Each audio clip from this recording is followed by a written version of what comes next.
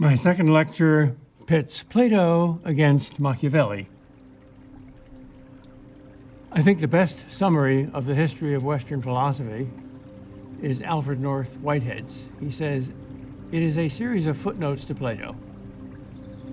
Ralph Waldo Emerson said even more simply, Plato is philosophy and philosophy is Plato. Plato asked most of the great questions that other philosophers have dealt with down through the history of thought and gave his own classic answer. I've taught philosophy to college freshmen for over 50 years in every possible way, and even in some impossible ways, and I found that by far the most effective way to begin this matchmaking, this love affair with the love of wisdom, is through the dialogues of Plato. Plato's logic is not only deductive and inductive, but also seductive. He is both the chronologically first and the best writer in the history of philosophy. Amazingly, no philosopher has ever had a more effective and more seductive and more winning writing style than Plato. His Socratic dialogues are dramas of ideas. Plato puts flesh on his ideas, gives them legs to walk on and tongues to speak with. That's true of all his characters, but especially the character of Socrates. If you take the figure of Socrates out of the dialogues of Plato and leave only the arguments, what's left? Pretty much what's left in the Gospels if you take Jesus out of them. The preacher is even more impressive than the preaching. The dialogues of Plato are psychologically profound as well as philosophically profound. They teach you to know yourself as well as teaching you how to know other things. They are lessons in logic, yes, but also lessons in looking into the mirror. You see two characters in them, Socrates and Socrates' opponents, because both of these characters are in you too. Among Plato's dialogues, the Republic is the most famous, the most influential, and the most commented on book of philosophy ever written. It's about justice, which Plato saw as the key virtue, both politically and individually. But the Greek word for justice, like most Greek words, meant something deeper and larger than that word means in modern English. It meant not just rewards and punishments from the law, but rightness and righteousness, both human and cosmic, fundamental moral order. That's why the Republic is not just about ethics and politics, but also about anthropology, or philosophy of human nature, because that's what is fulfilled and perfected by ethics and politics, by individual justice and social justice.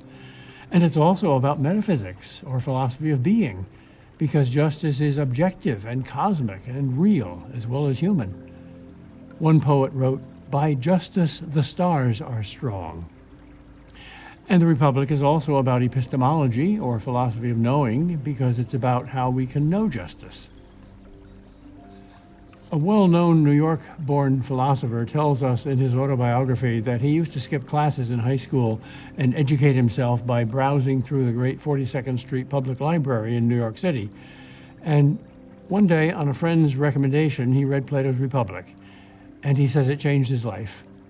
He was instantly converted to philosophy, especially when he came to the single most famous passage in the whole history of philosophy, Plato's allegory of the cave. He said he finally discovered himself and his purpose in life, to be one of those prisoners who escaped from the cave of shadows out into the larger world of light with the help of Socrates. Actually, one of my own students had the same life-changing experience with Plato's dialogue, the Gorgias, which is essentially the Republic minus the politics. And Aristotle wrote of a farmer that he heard of who became a philosopher through reading the Gorgias. So Plato can change your life. And so can Machiavelli, 2,000 years later, who, in The Prince, explicitly set out to present the radical alternative to Plato, especially to the Republic. Machiavelli's contemporaries called him the son of the devil, and one of the names for the devil in England was Old Nick, because Machiavelli's first name was Nick, or Nicholas. People were more outspoken and less worried about political correctness versus hate speech back then than they are now. It's really misleading to compare Plato's Republic and Machiavelli's The Prince because it's like comparing apples with triangles rather than apples with oranges. The Republic does not claim to be practically realizable. It is a picture of the ideally just person and state. It is a set of philosophical principles, and the more it descends into detail, the sillier it looks. The Prince, on the other hand, scorns all principles other than pragmatic ones and does not even care about justice at all, only about success. Yet it has implied philosophical principles, and almost all of them are the opposite of Plato's. As Plato was the founder of pre-modern political philosophy, Machiavelli was the first founder of modern political philosophy. Nearly every other school of philosophy in ancient times, beginning with Aristotle, began with Plato, accepting his fundamental principles, and then modified him to varying degrees. That's true of Aristotle, of Neoplatonism, of Cynicism, of skepticism, of Stoicism, and even somewhat of Epicureanism. Similarly, nearly every school of modern political philosophy begins with Machiavelli's fundamental principle and modifies it. That's true especially of Hobbes, Locke, Rousseau, and Marx. So we need to try to find and define and argue about what these opposite fundamental principles are. One way of doing that would be the single word logos, the most profound word in the Greek language, or perhaps in any language. It meant cosmic order, cosmic reason, objective reason, the wisdom that gave you the real meaning and value of everything. Plato, like Socrates, assumed and defended logos, and Machiavelli, like the sophists, denied it. And if logos is Christ in disguise, or Christ anonymously, then essentially, though not in every detail, of course, the argument between Plato and Machiavelli is the argument between the Son of God and the Son of the Devil. The Republic is about politics, but not only about politics. For Plato, politics follows ethics and is dependent on ethics. What is good for society is simply what is good for man written large, because society is itself man written large. There is no double standard for Plato, because societies are made of men and by men and for men. So the good society and the good man are mirror images of each other. And as politics follows ethics, ethics follows anthropology, or philosophy of man. Plato was the first to make a map of the human soul and discover its three essential powers: the mind, or reason, the spirited part, or will, and the desires, or emotions, or appetites. They are like organs in an organism, and they can be either healthy and functioning rightly, or diseased and dysfunctional. Thus, the overall virtue, justice, is the right functioning and ordering and cooperative relationship among these three powers. And the three other cardinal virtues that are the content of justice are wisdom for the mind, courage for the will, and moderation or self-control for the appetites. Each of us is like all three protagonists in The Wizard of Oz: a scarecrow whose straw head needs a mind, a cowardly lion who needs courage, and a tin man who needs a human heart. We need to become wizards like Gandalf, and saints like Frodo, and leaders like Aragorn. In other words, prophets, priests, and kings. For Plato, the just state has three classes of people, which are natural because they perform the three essential natural functions of any society: making and interpreting the laws, enforcing the laws, and living according to the laws. The just state needs wisdom in its lawmakers, courage in its law enforcers, and moderation in its law abiders. And justice is the cooperation and harmony of all three classes. Although the ideal state for Plato is a class system, the classes for him are natural, not artificial, and they're inborn rather than hereditary. And their relationship is harmony and cooperation, as it is in Confucius, rather than oppression and competition, as it is in Marx. At the heart of the Republic is the proposal that might and right, power and wisdom be joined by having philosophers rule the state. But what Plato meant by the philosophers were not what we mean in our society today. not academic scholars, not absent-minded professors. God forbid, I can think of hardly any more infallible recipe for chaos. He meant real philosophers like Socrates. The problem I see with that is that Socrates, like Jesus, refused to go into politics. For the same reason, the Holy Spirit stopped him. You could accuse Plato of correcting the Holy Spirit in the Republic in imagining what the state would be like if he had disobeyed his divine voice. The most important institution within Plato's just state is the educational system, the school, because it trains and produces wise men and women, philosopher kings and queens. Once Socrates died, Plato invented a machine for cloning new Socrateses, namely the university. Our word academic comes from the name of the world's first university, Plato's Academy. The essential structure of its curriculum, as detailed in the Republic, the 7 liberal arts, or the arts and sciences, remained in place for 2,000 years in the West.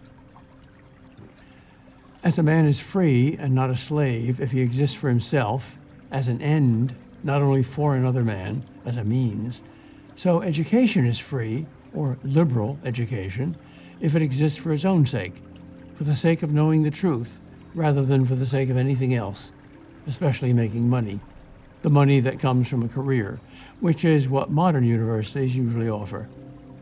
Since only 0.6% of their budget goes to the humanities or liberal arts today.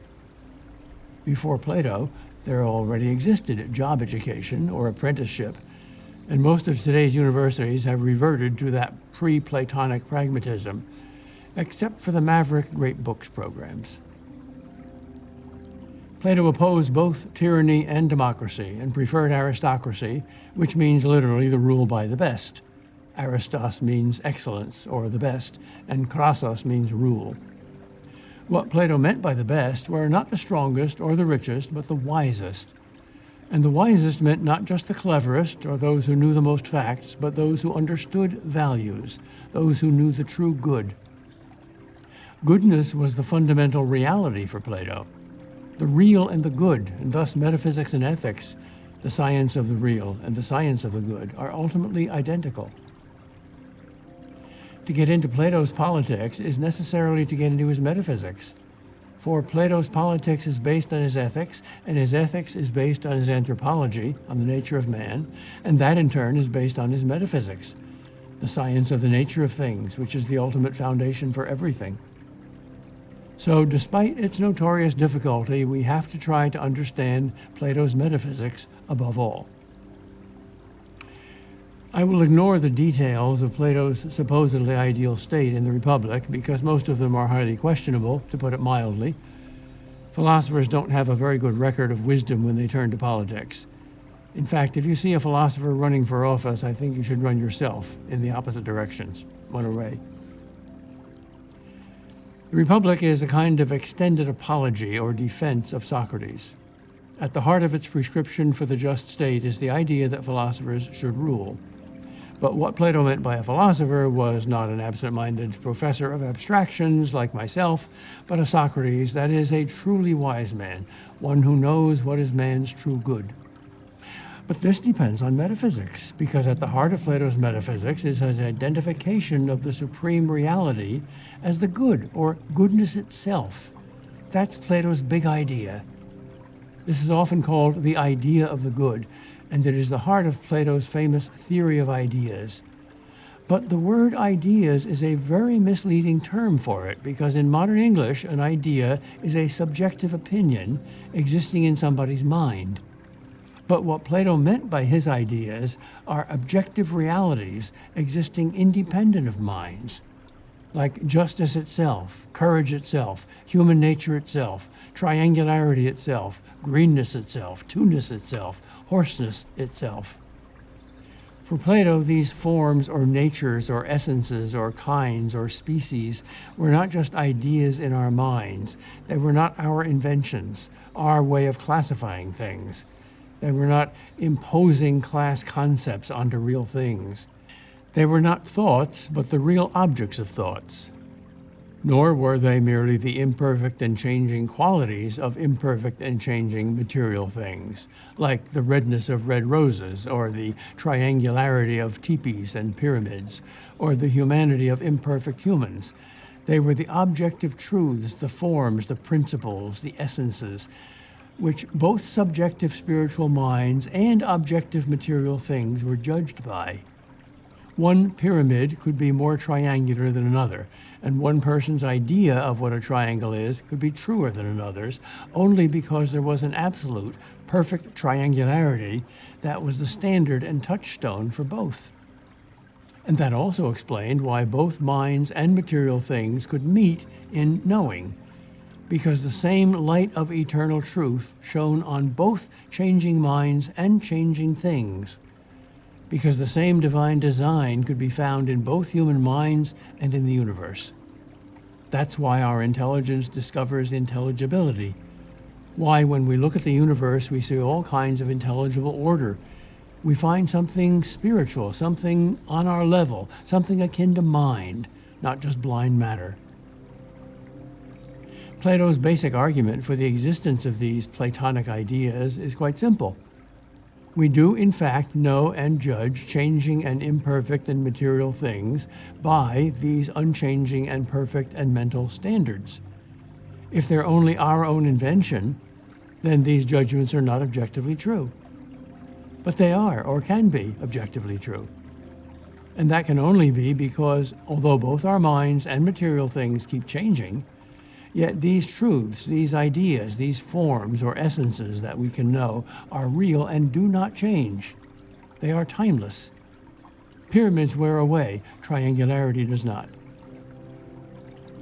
The Greek word for this world of truth, this kind of reality, this intelligible order, which is eternal because it is neither material nor subjective, is logos. That's the profoundest word in the Greek language, perhaps in any language. And when Christianity came into the world, it claimed to reveal the ultimate origin of that logos. The logos was the mind of God, the thought of God, the ideas of God, the word of God. It was with God and it was God from the beginning. And the startlingly new claim of Christianity was not merely that it existed, Plato knew that, but that it became a human being in the incarnation. His human name was Jesus, and his title was Messiah, or Anointed One, Promised One. The early Christian church fathers found that promise in Greek philosophy as well as in Jewish prophecy, and the fulfillment of both promises in Christ. That's why Justin Martyr said in the 2nd century that Socrates was a Christian. We could say, following Karl Rahner, an anonymous Christian. For just as God's presence in his created universe is usually anonymous, so is Christ's presence in the minds of wise and good men. After all, St. John says he is the light that enlightens every man that comes into the world. John 1, verse 9. The easiest way for Christians to understand Plato's theory of ideas or theory of forms is, I think, in 3 steps. First, begin with Christianity, with Christ, the God-man. Secondly, imagine it is BC, not AD, before the incarnation, not after it, so that the mind of God, the logos of God, is only eternal and divine, not human and temporal. The third step is then to subtract the personality of God from God, to leave just the divine nature, not the divine persons, to leave all the divine ideas in reality without their home in God's mind. And now you have Plato. Plato's metaphysics underlies his anthropology because one example of the forms, or ideas, or essences, or universals, or the nature of things is human nature, the essential nature of man. And what distinguishes the nature of man from the nature of everything else in the universe is reason. Not just reasoning, arguing, calculating, but understanding. Reason rises above sensation and knows the universal, knows the essential natures of things. Sense experience does not. That's the essence of Plato's epistemology. As the anthropology depends on the metaphysics, the epistemology depends on the anthropology. And ethics depends on this because the most important task of reason is moral reason. the knowledge of the good, the knowledge of the human good, moral virtues and vices. And the application of this ethics to politics flows from the fact that states are made of men and by men and for men, and therefore must have the same four cardinal virtues as individual men. In the Divine Comedy, Dante moved from hell to heaven. We must now move from heaven to hell. In other words, from Plato to Machiavelli. The radical contrast between Plato's classic, The Republic, and Machiavelli's classic, The Prince, is evident at every point, beginning with the titles. Republic is English for res publica, public things, indicating that Plato wrote the Republic for everyone, for the good of the whole society. The Prince is an individual, and Machiavelli writes for him alone, not for the common good. There is no common good for Machiavelli, since he is a metaphysical nominalist and believes that universals like human nature or human goodness or the common good are only names, not realities, nothing like Plato's forms or ideas or essences. So Machiavelli's ideal prince is a successful tyrant, unlike Plato's ideal philosopher king, who is a humble Socratic philosopher who altruistically returns to the cave of politics after escaping from it into the world of Platonic forms and philosophical enlightenment. He does this for the good of the whole state, not for his own individual good. Although almost no one after Machiavelli exalts or justifies tyrants or tyranny, Machiavelli is still the fundamental founder of modern political philosophy, for all his successors begin with him and some of his assumptions and then modify him somewhat, but not totally, especially not in his metaphysical foundation of nominalism. For all of the most influential modern political philosophers, the state is a man-made artificial creation, a social contract, not a given in human nature. Aristotle, like Plato, said man is a political animal, that the state or public civil society is as natural to man as the family. But nearly all influential modern political philosophers say that it arose by will, not by nature, by a social contract. That's what's common to Machiavelli, Hobbes, Locke, Rousseau, Kant, Marx, and John Rawls, the most famous contemporary liberal political philosopher.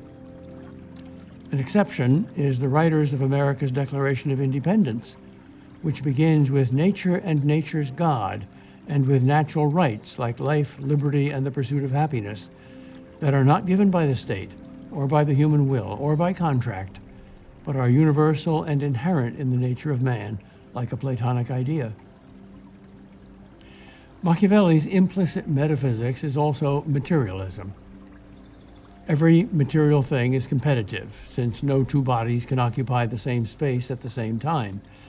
And therefore, for Machiavelli, all men are competitive. They are potential enemies.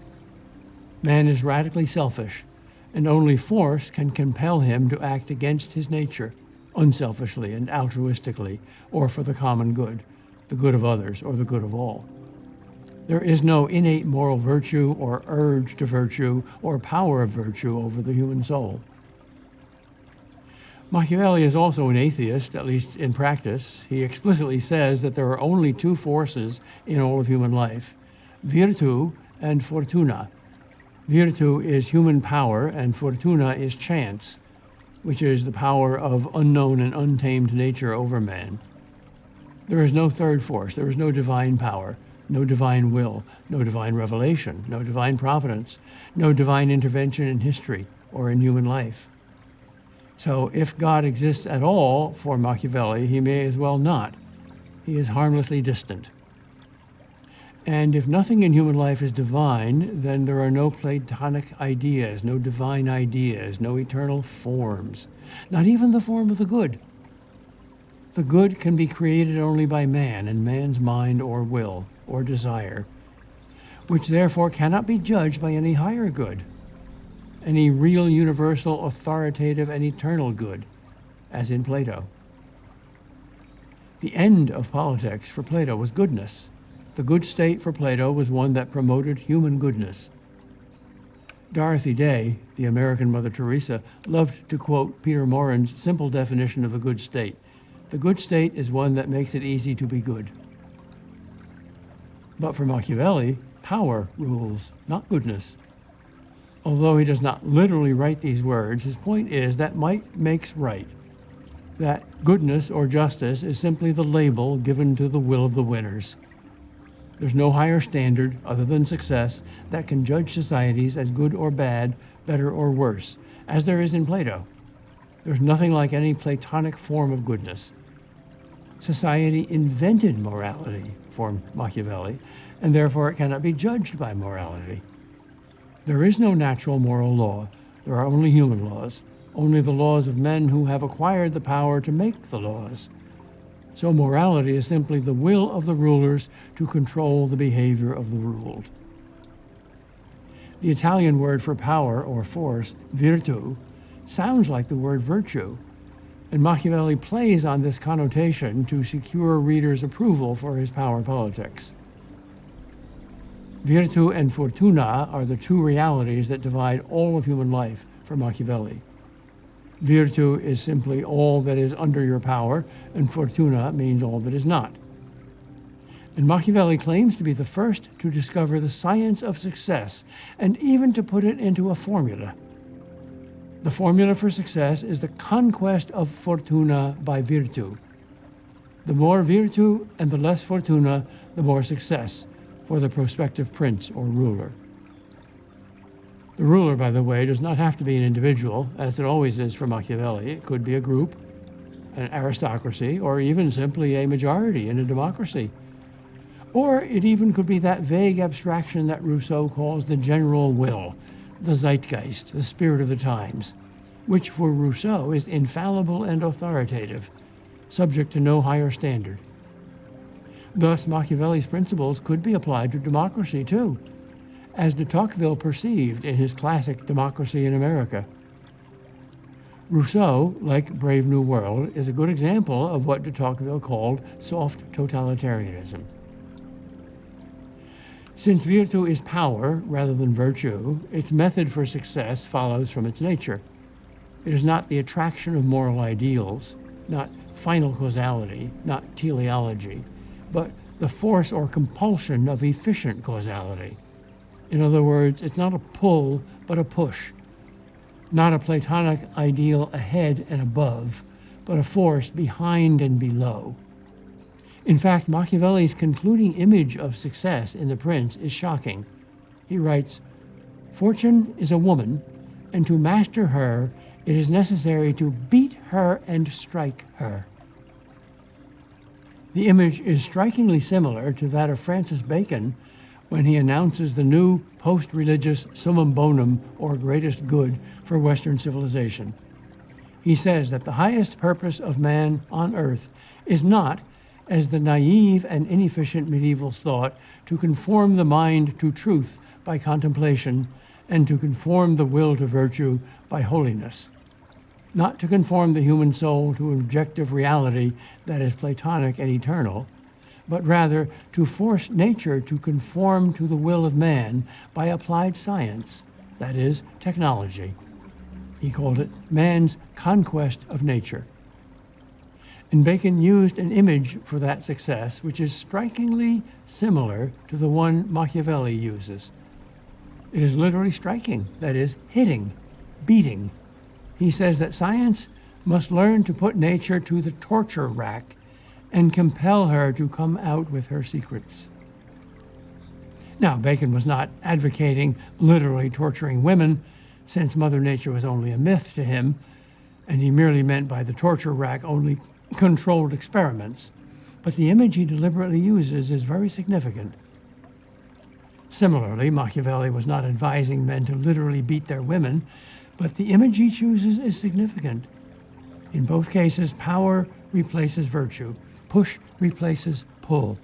Force replaces moral appeal. Efficient and material causes replace final and formal causes. By the way, if you don't know Aristotle's famous distinction between the four causes, final causes are goods. Formal causes are essences. These are what Plato sought in each of his dialogues. which ask the question, what is it? What is its essence? And what, above all, is the good, the end, the value?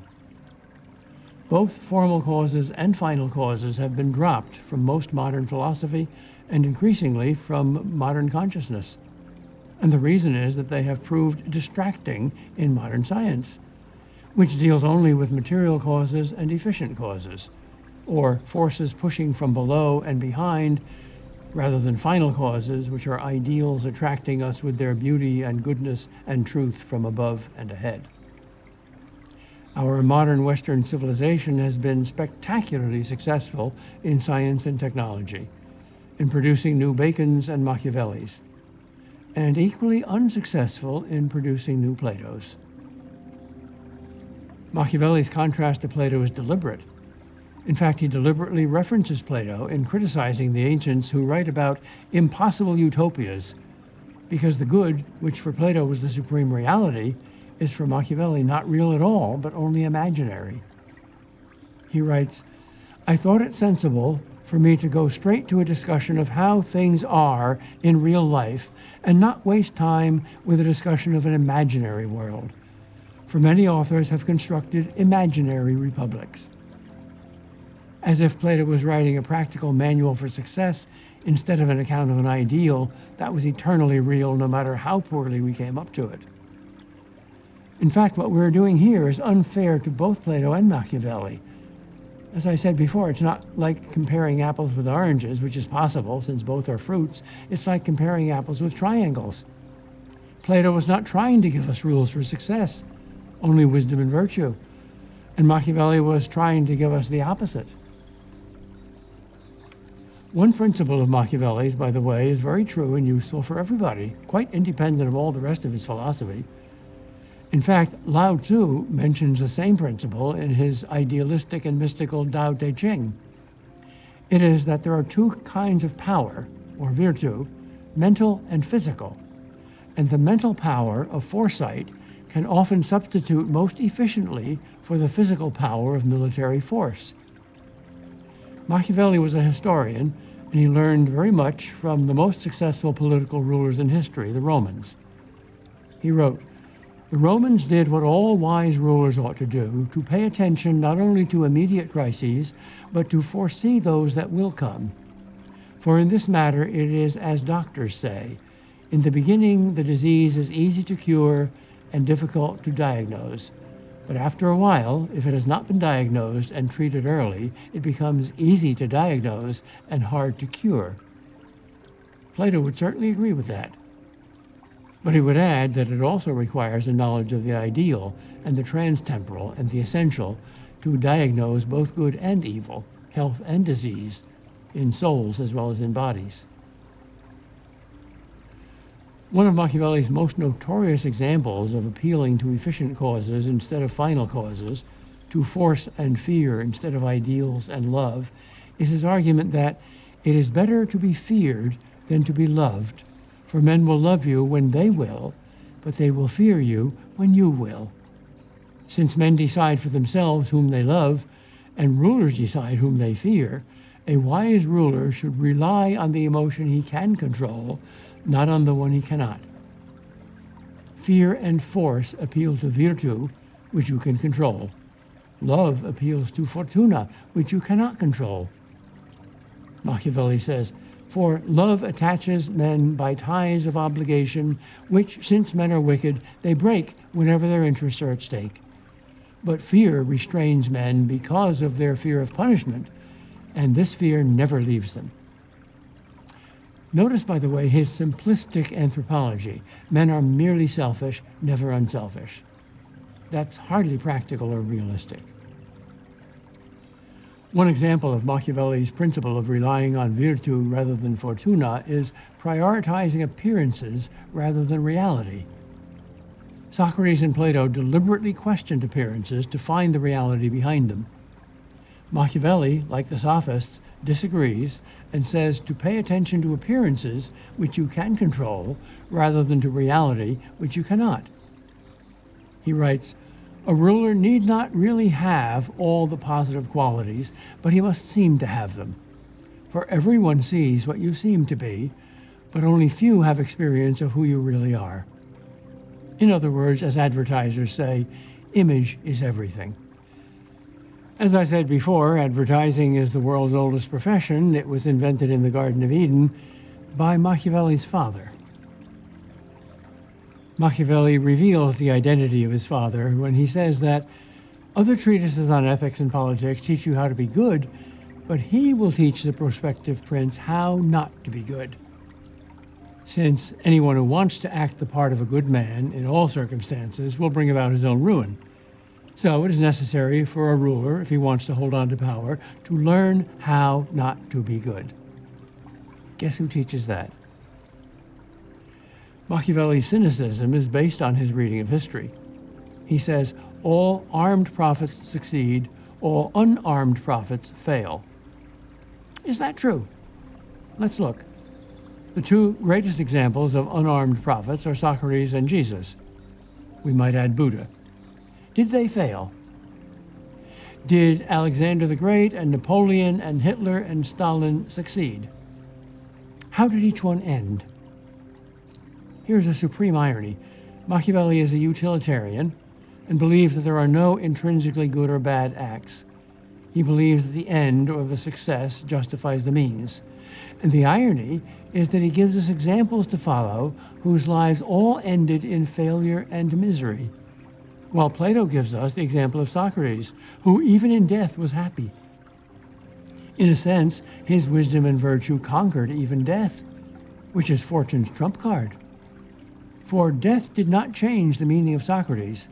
Socrates changed the meaning of death. If you read the death scene at the end of Plato's Phaedo, you see that the idea of death and the idea of Socrates meet in your mind when you read that scene. And when that happens, it is the idea of death that changes, not the idea of Socrates. Machiavelli accuses Plato of naive optimism, but it is Machiavelli who is naive. For Plato knows evil as well as good, vice as well as virtue, and he gives a full and realistic account of both in the Republic, while Machiavelli ignores half of human nature.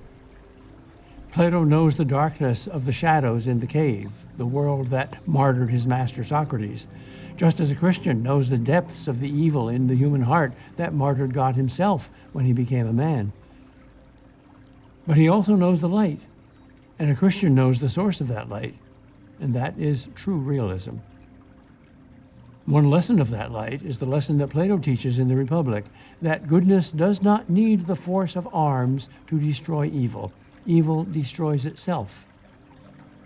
That's the point of the greatest book of the 20th century, The Lord of the Rings, which gets its inspiration from a story in Plato's Republic, both from the symbol of the ring and the figure of Gyges, the Sauron figure who wields the ring, and the foolishness and hopelessness of the relativistic, subjectivistic, and utilitarian philosophy that motivates him. The Lord of the Rings also draws from the Republic the final practical conclusion that justice or righteousness or goodness is always in the end more profitable than injustice or wickedness, both in every individual and in every state in human history. In other words, Plato is saying something very close to what another great and wise philosopher once said, which is my candidate for the most practical sentence ever uttered. What does it profit a man or a state if he gain the whole world but lose his own soul?